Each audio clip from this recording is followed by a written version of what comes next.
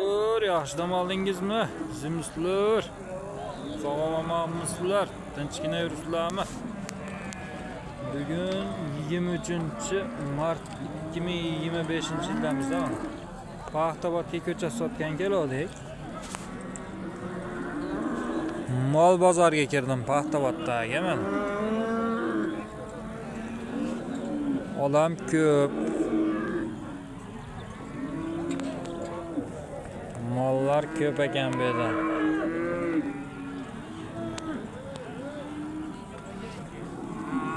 Suvni bo'ydan ichkariga kirdik, ancha ichkarida ekan bu mol bozorligi.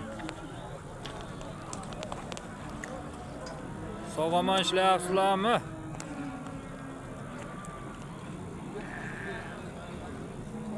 Aziz akalarim bilan Paxtaobodga ko'cha sotgani keldik-da bugun.